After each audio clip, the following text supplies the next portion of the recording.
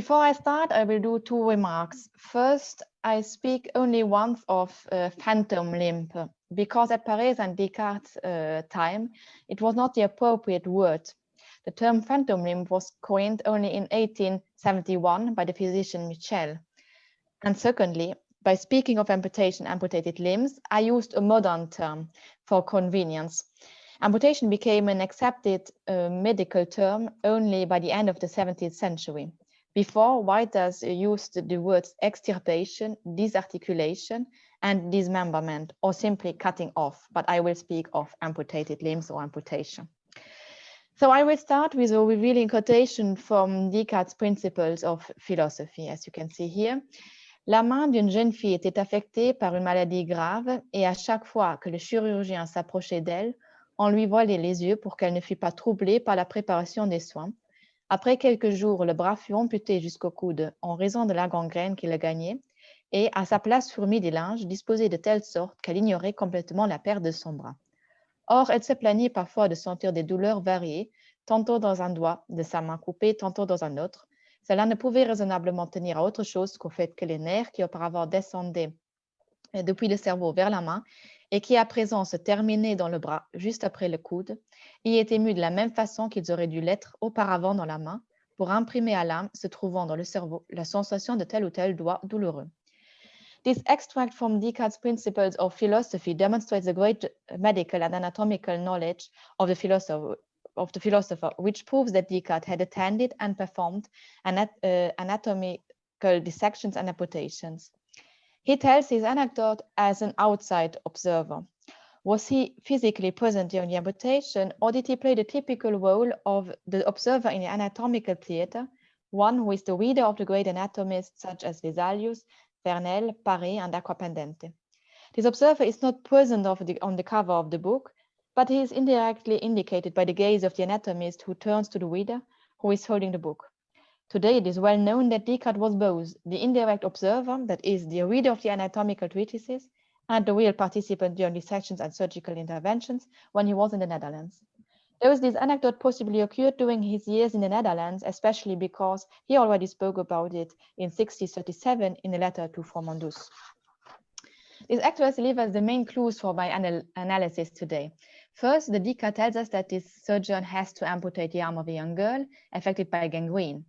Amputation due to gangrene was very common in the 16th and 17th century because since the beginning of the 16th century, surgeons had to face a new cause of injuries, that is gunshot wounds. Here you can see an image of Ambroise Paré's work.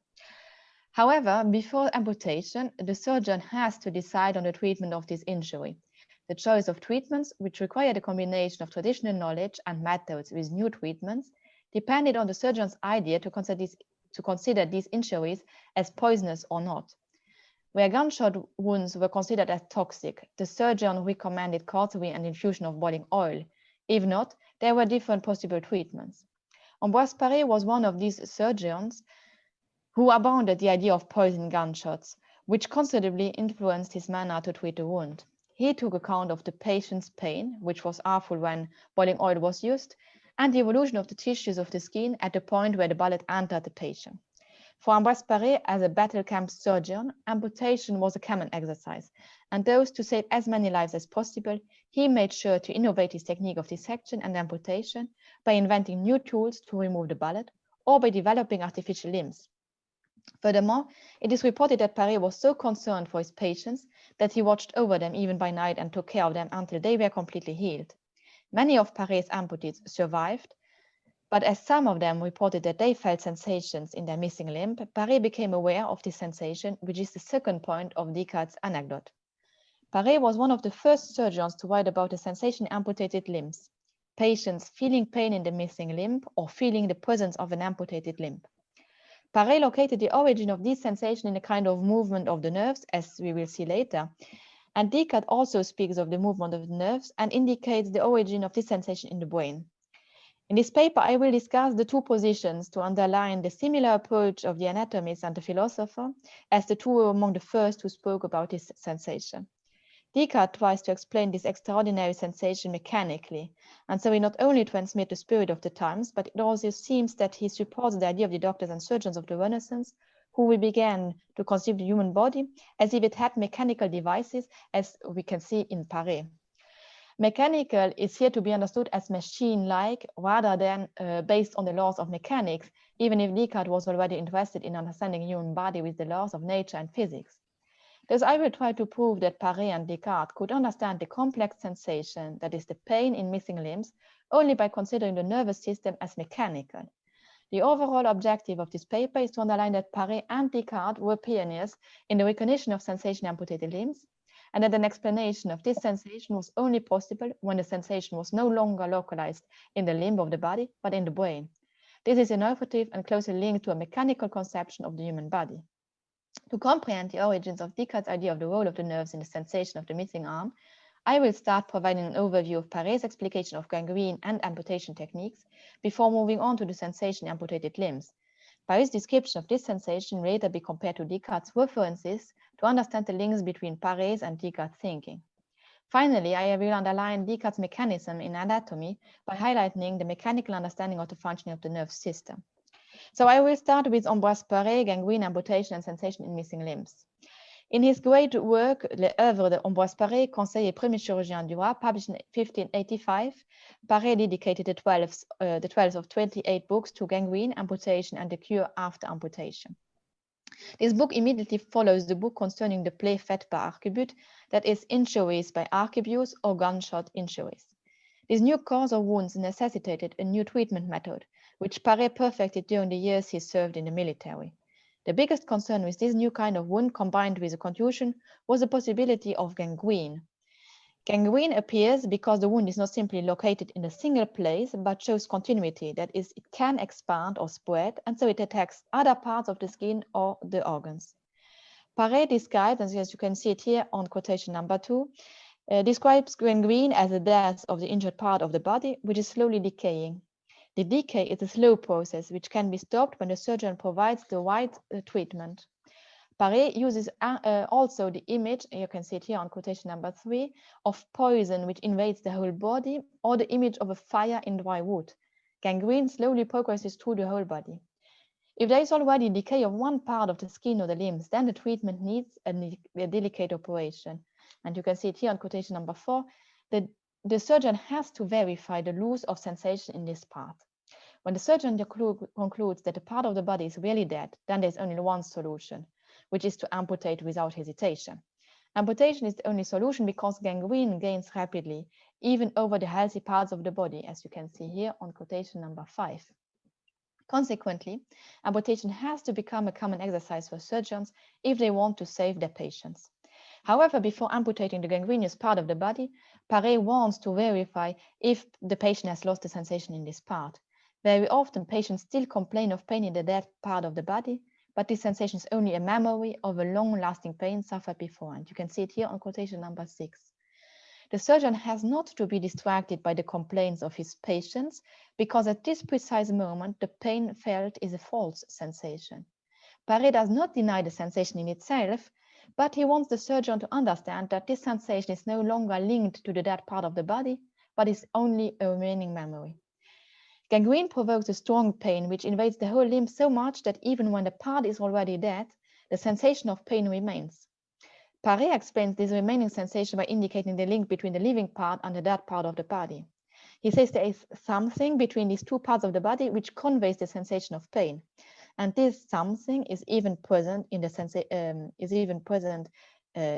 sensation of pain in a missing limb. After amputation, some patients continue to feel pain or the presence of the missing limb.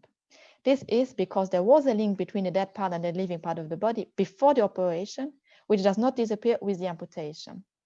To understand this link or this something between the two parts, we have to have a look at Paré's chapter of amputation to clearly understand Paré's method of dissection and amputation and the cure he proposes. Once again, for amputation, the judgment of the surgeon is essential. The authority claims that amputation has to be prepared near the healthy part of the body to conserve the body more or less entirely.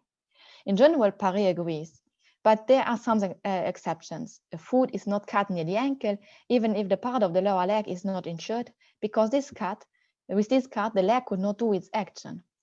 But if the leg is cut a little bit and Paré says 5 fingers under the knee, then there is a possibility to substitute the missing limb with an artificial one while saving the functionality of the leg.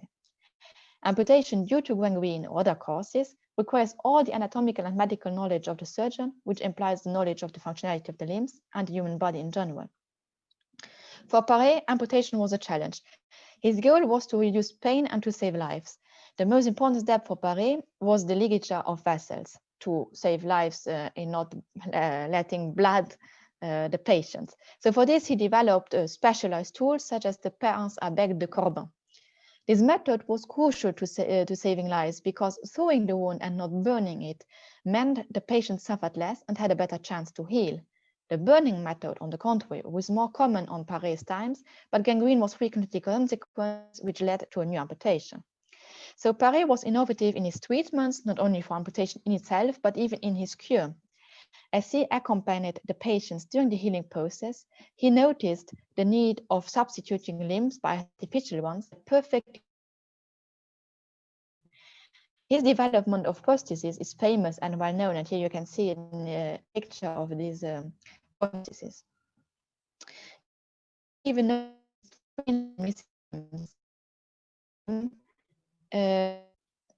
you are already there. He says that there is a problem. No, okay. According to in this context, Paré even noticed this strange sensation in missing limbs. According to him, the sensation is provoked by the retreat of the nerves to their origin, as you can see here on quotation number 7. This explanation differs from that Paré gave for the decay of the parts of the body. For the decay, Paré spoke of a false sensation, but for amputation, he recognized the sensation as real. However, in the first extract, Paré wrote that patients they feel in the pain, and in this extract, he writes that the patients they feel. As false,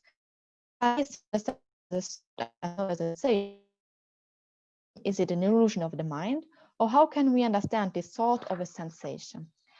Paré does not give more details about sensation and thought, and we can only understand this link by reading Descartes, because Paré does not go so far as to find the origin of, but only tries to explain how this sensation of pain is in a missing limb can be possible. According to Paré, the nerves retreat to the origin, but in which way does this retreat or contraction provoke a sensation in a missing limb? Paré goes further in this explanation by referring to Galen, as you can see here on quotation number 8. According to Galen, and Paré agrees, contractions are the result of the action of the nerves and muscles. This could provoke pain, like the retractions during spasm. The contraction of the nerves explains the pain, but Paré does not say why the contraction is painful, neither why the nerves retreat to their origin when a limb is cut. The last question seems to be easily understandable. When the brain sends nerve flows to the limbs of the body, and these nerve flows come to an abrupt stop because of the missing limb, then the flow resumes in the opposite direction, that is to the brain. Paré, as already mentioned, does not affirm that the origin is the brain, because in his time there was no precise indication of the location of the origin of the nerves. This only became an occupation for physicians and philosophers since Descartes. However, stipulating that the origin is the brain, our understanding seems consistent. The retreat of the nerves is explained by the missing limb, which cannot act. This can even explain why there is pain. First, there is an abrupt stop of the nerve flow, which has even to go in the opposite direction. Secondly, the intended action cannot be performed, and therefore at the end of the nerves, one feels a kind of tingling coming from this will to trigger an action. Paré's understanding of the sensation in missing limbs is very mechanical. The nerves do not find a device to complete the action. That is why they go in the opposite direction and trigger pain. This explanation will be taken up by Descartes, as we have already seen, and as we will see now. So I go on speaking on Descartes. As the excerpt from the beginning showed, Descartes did not consider the sensation in amputated limbs as imaginary or as an illusion. On the contrary, he was interested in this extraordinary phenomenon, which shows that God's creation is incomparably better ordered than human creations or inventions. Firstly, we will see how Descartes speaks about sensation in amputated limbs by quoting the two other passages, that is the letter to Formandus and the sixth meditation. In the sixth meditation, Descartes refers to the sensation in amputated limbs more generally, as you can see here on quotation number 9. He has known some people complaining about pain in amputated limbs.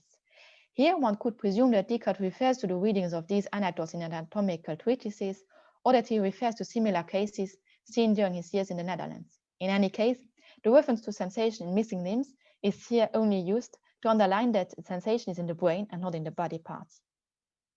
It is quite different with the letter to Formandus, where the anatomical details are important and where Descartes strives to explain a precise sensation, as you can see here on quotation number 10. Car ils savent que ceux à qui on a coupé depuis peu quelques membres pensent souvent sentir encore de la douleur dans les parties qu'ils n'ont plus. We see here Descartes, like Paré, speak of the sort of sensation. Patients think they feel pain in the missing limb, but Descartes has an explanation for this. Pain for Descartes is a sensation having its origin in the brain. Therefore, sensation is a sort, an idea to which I will return later. Furthermore, in this text, Descartes already speaks of the anecdote of the young girl whose arm was amputated. He says that he has known her, so we can exclude the role of the external observer, who is the reader of the anatomy treatises. Descartes has participated in this amputation, has seen her afterwards during the healing process. So he reports that after the amputation, she felt great pain in the missing limb, as you can see here on quotation number 11. The explanation and the description of the sensation are more precise in the letter than in the principles. First, probably because it is a recent anecdote. The letter to Formandus is written in 1637 and the principles only in 1644. Secondly, because Formandus is an opponent to Descartes' theory of vision and has to be convinced. This link to the theory of vision will be explained later, but for now I can say a detailed description of the young girl's sensation helps Descartes to affirm that sensation has its origin in the brain. Contrary to the text of the principles, Descartes mentions here the pain in the fingers, in the metacarpus, which you can see here, and the elbow. These details were not mentioned in the other text, where Descartes only spoke of the pain in the fingers, which shows that in 1637, Descartes gave a lot of importance to anatomical interest and knowledge, and even in a single letter. Nevertheless, the explication of the extraordinary sensation remains the same. Pain from an amputated limb, I quote, may be triggered by stimulation of the remaining nerves. One of the functions of these nerves is to transmit sensory information to the brain, where it is then accessible to the mind or soul in the human beings. All the sensory information goes to the brain, so that the origin of sensation is also located in the brain. For Descartes, pain in a missing limb is extraordinary as a sensation itself, but natural in referring to the nerve's flow. It underlines the natural functioning of the nerves. An interesting point is that this example of missing a limb and its sensation is linked to a discussion about vision. Some early modern writers, such as Descartes, use the example of sensation in phantom limbs in the context of their theory of vision. They sustain that colors are not in the object, but in the brain, like sensation that is in the brain and not coming from the missing limb. But let us refer to this passage in the dioptric, which was problematic for Formandus.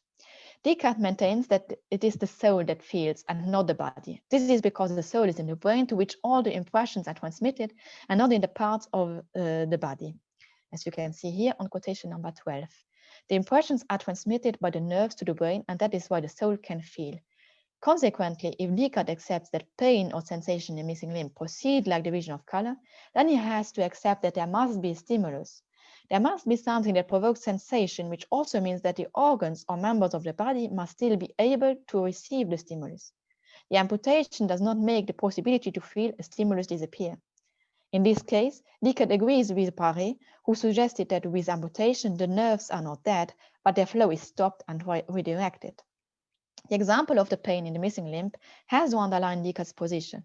The sensation is felt in the brain by the soul and not in the body part, which in the case of the amputated limb is missing, so that the feeling of a stimulus is still guaranteed. And he repeats this idea in the sixth meditation, as you can see here on quotation number 13. Descartes thinks of pain as being only in the brain and communicated by the nerves. Pain is felt because nerves functioning like cords, being the injured part of the body to the brain, nerves even cut are not dead. We see that Descartes' understanding of sensation and the function of the nerves in the body are explained mechanically, as in Paré, whose main idea was to create prostheses with artificial devices imitating the function of the nerves and muscles in the human body. Descartes too speaks of branch, filet, tube, and even cord, which look like the devices of a machine and which guide and stimulate the nerves. This mechanical reasoning concerns not only the sensation of a missing limb, but all sensation. From the dioptric and even from the sixth meditation, We learn that Descartes argues that the nerves are responsible not only for the sensation, but even for the movement. According to him, sensation and movement are inseparably linked to each other. When the brain orders the arm to stimulate a certain movement, nerve flow is sent to the arm to act. However, when this part is missing, the nerve flow cannot trigger the action and goes in the opposite direction, that is, to the brain. So this abrupt stop of the action and then the retreat of the nerve flow caused the pain in the missing limb. So, and I go further to my conclusion. The analysis of Paré and Descartes' understanding of sensation in missing limbs showed us that the mechanical meaning of anatomy was the key for both to find an explanation for the extraordinary sensation.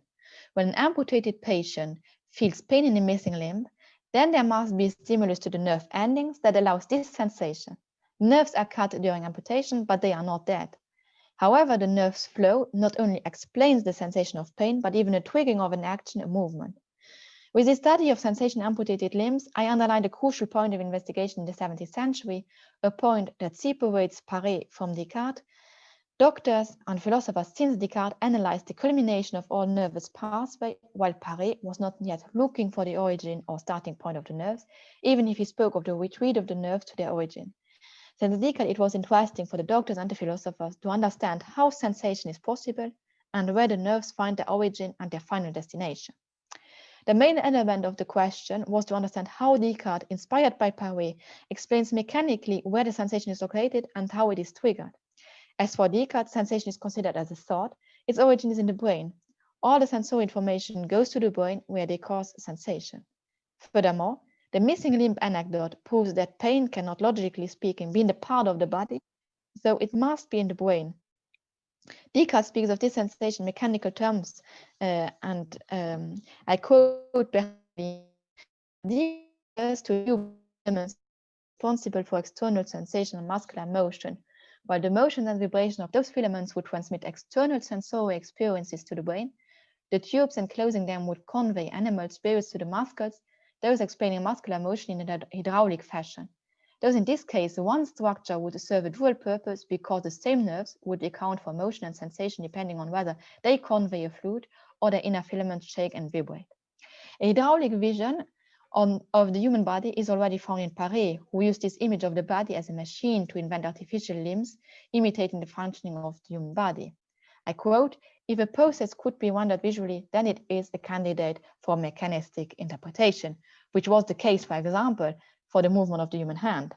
Consequently, for medicine, it was essential that anatomists, but even philosophers, studied the human body as if it was a machine. The inner functioning of organs and limbs could be virtually imagined and so could be replaced by artificial devices. I thank you for your attention.